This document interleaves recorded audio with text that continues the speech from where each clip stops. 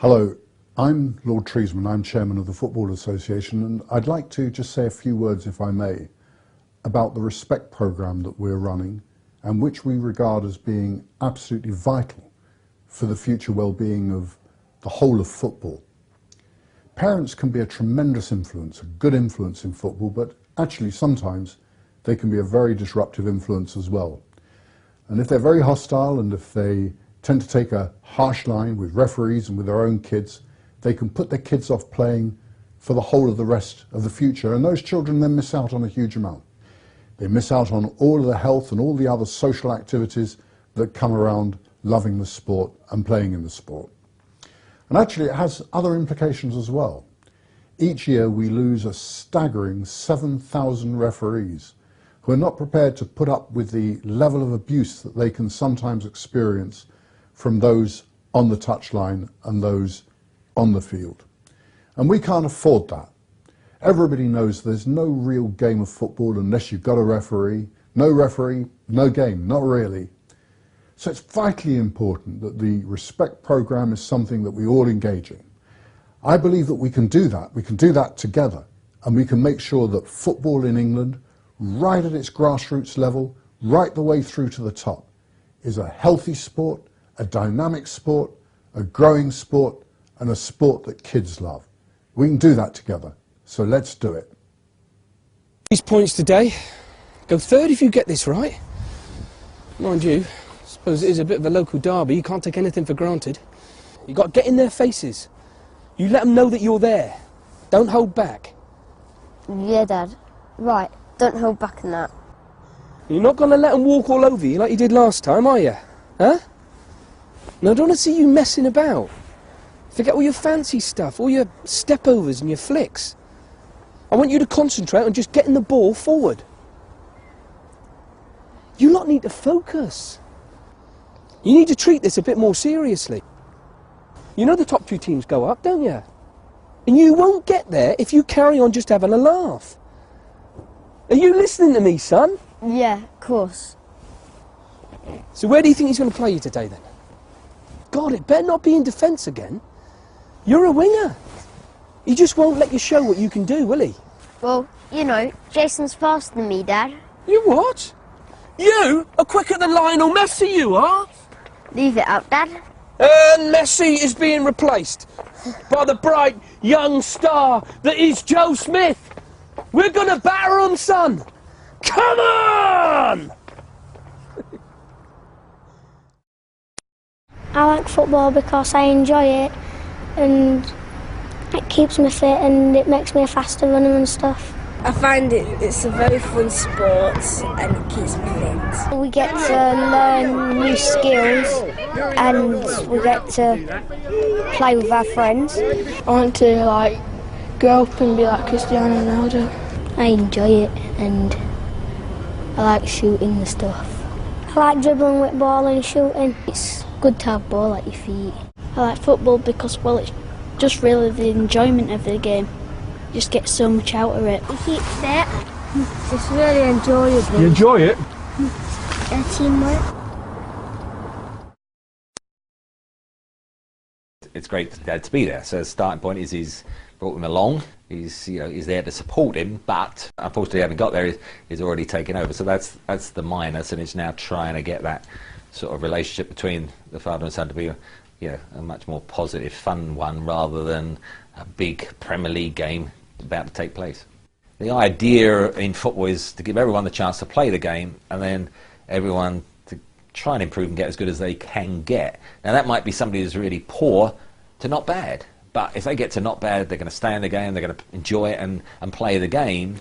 So it's just trying to maximise anyone's potential, whatever that level is, and let's not set the benchmark without even giving the youngsters a chance to see what they're capable of. Otherwise, it all becomes unrealistic, and they'll go out the game far too early because they already feel, the intense pressure, the expectation is too much from them.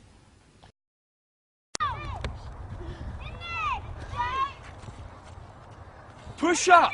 Come on, push up! Close him down! Close him down! Don't give him any space!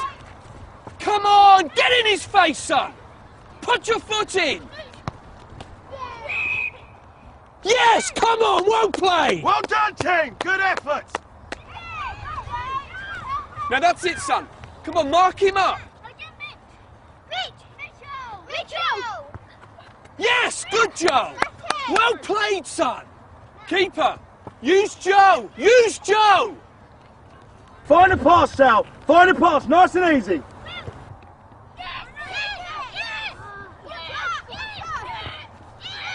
Yeah, so that's it, son. No, Joe, man on. It's a... Oh, fuck. Fuck.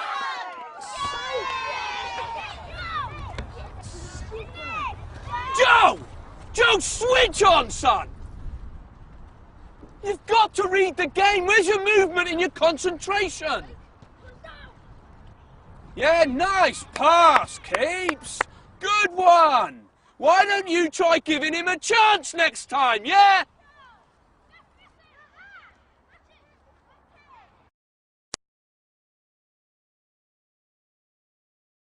I was really crap today, right in front of my dad. I am pleased that he watches me play. It's just... at least he cares. Nathan's dad just stands there. He doesn't even cheer or anything. At least my dad shouts. Everyone was looking at him today, and that's embarrassing. He's normally really nice. I know he used to play and he knows a lot about football, even as much as the coach, I think, so he always tries to help me. I think maybe he wishes I was better at football.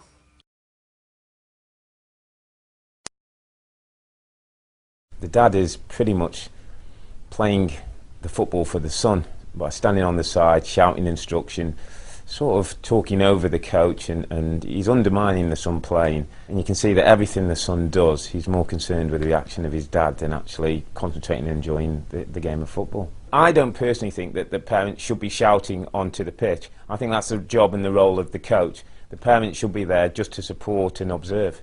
I think what you'd like to see the dad doing is encouraging Joe, supporting him when he does things well, but also supporting him when he does things wrong, and being there as a soundboard, as somebody that you can rely on to support you, rather than somebody who's there going to criticise every move you make. I think what's great about mini soccer is that it's on a smaller pitch, it's smaller goals, it's with a size 4 ball. So I think it's a place where you can play and make mistakes and learn from your mistakes. You shouldn't go in there with any kind of inhibitions, and that's what's great about mini soccer. It's enjoyment and a place that you can start to learn the game.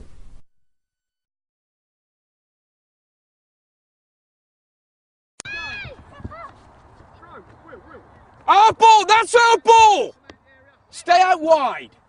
Come on, give him an option, son, give him an option!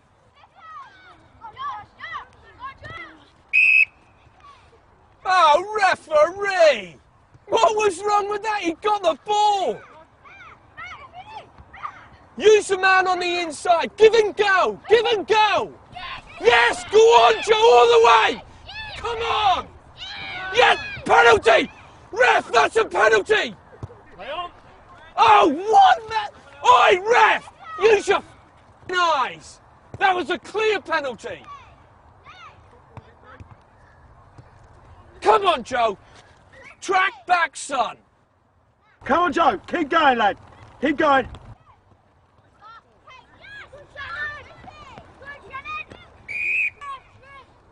Oh, what is wrong with that? Oi, ref! Yeah, nice one. How much are they paying you? Don't worry about it, Joe. This bloke is giving us nothing.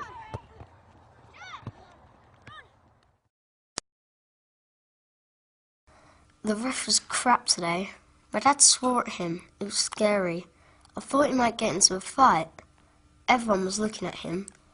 I sometimes wish he wouldn't say anything at all. Matthew's dad never swears and just keeps saying well done, even if Matthew makes a mistake. Sometimes I think I'm letting Dad down.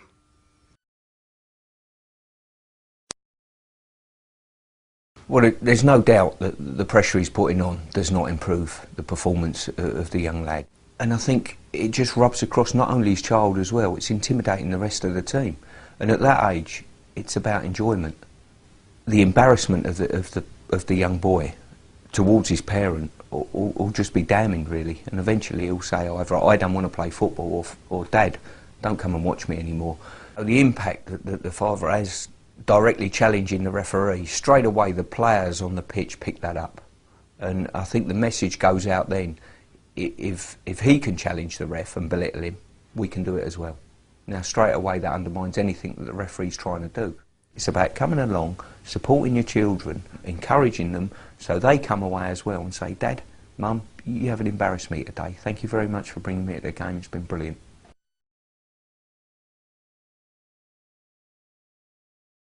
Told you before about keeping your head up, haven't I? How are you going to see who's around you if you're looking at the ground? We've got to do some more work on your first touch. You're giving the ball away too often. Mind you, that was a hospital pass. Who is that keeper? She's crap. She cost us a game, in my opinion, and not just the game either. I mean, what about the points? What about our league place? I tell you what, I've got a stuck one on that ref. That was a stonewall penalty you had. If he can't see, the bloke shouldn't be in the game. I don't know. I think he may have got the ball. You've got to be kidding me. Anyway, you know, you get a tap on the ankle and you're in the box, you go down, don't you? I just don't know if this is the right club for you anymore. I think they're holding you back. I mean, when was the last time that he let you play on the wing? You are a natural winger. I think we're wasting our time with this lot if he's just going to play you in centre-back. The problem is that coach, he just doesn't want to win. I tell you what, when we get home, I'm going online. I'm going to see if I can't find you another club.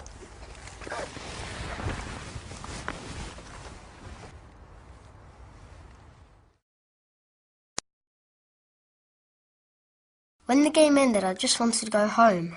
Dad was getting angry with the ref and coach. It was so embarrassing. Matthew and his dad were looking at us like we were weird. Dad is always on at me about my game and how I've got to improve, but I just like playing. I want it to be fun. I don't care where I play. And I don't want to change clubs. All my friends are here. I think Dad thinks I'm going to be better than I really am. I do like football, but not as much as him.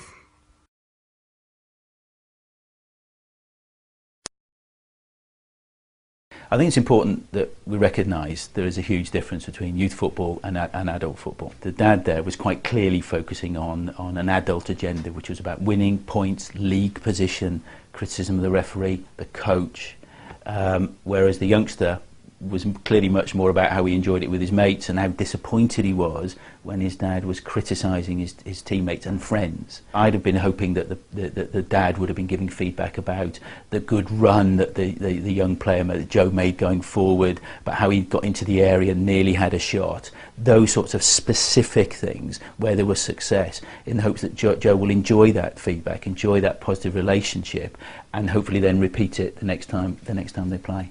Best practice is about encouraging fun, enthusiasm and player development, so that we prepare them with the best skills, the best technique, the best confidence, so when they go to older football and adult football, they can take those with them and be successful. Choosing the right club for your children is a really important decision, and I would encourage parents, carers to have a look at a range of clubs and decide what is it that their youngster wants from football.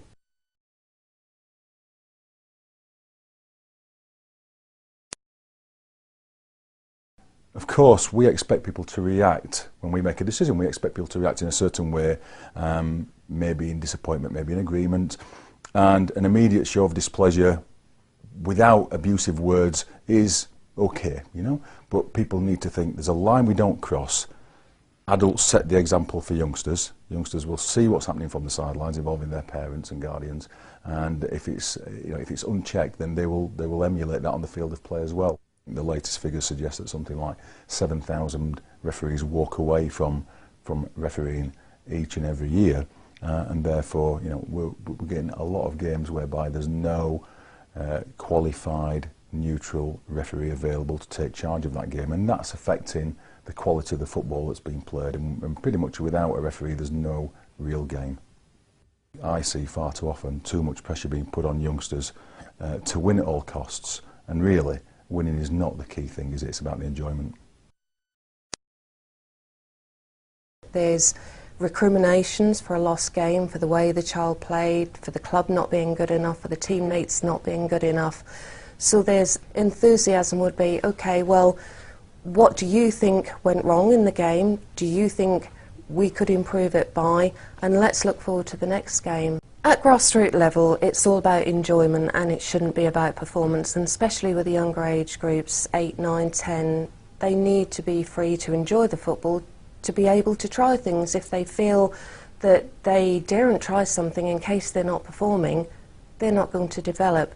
And if those skills in that child are in the right hands of a positive coach that has the welfare of that child at heart as a primary concern alongside their development, the talent will show through.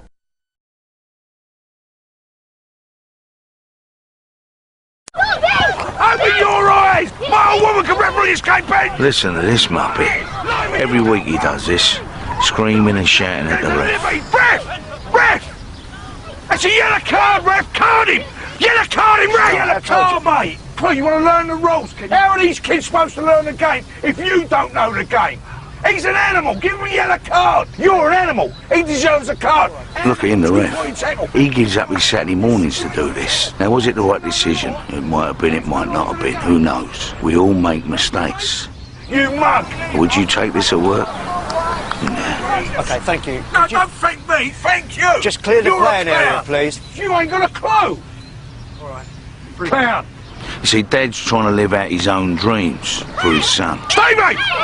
Come on, son! Plenty of art! Plenty of art! Get ready, son! Rubs in it! What's the matter with you? That's a suicidal... And how's he supposed to learn if he can't make his own mistakes? How many times have I got to tell you? Blow it up, get after it! Come on, son. Not exactly setting a good example, is he? Referee, you're not watching the game, mate. You're watching me. You ain't going to see nothing here. Watch the game. It's no wonder we're losing so many refs when we're having to put up with people like Jet the Biscuit here every week. Come on, Stevie! You're running about like a chicken with no egg. Liven it up! And it's no wonder thousands of kids give up the game either. If we carry on like this, we won't have a game left. Ref! Ref?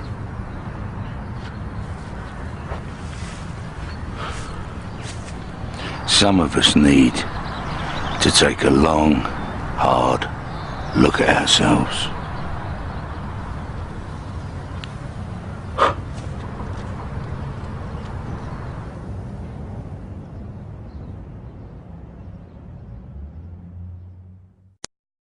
How much abuse do you have to put up with each week?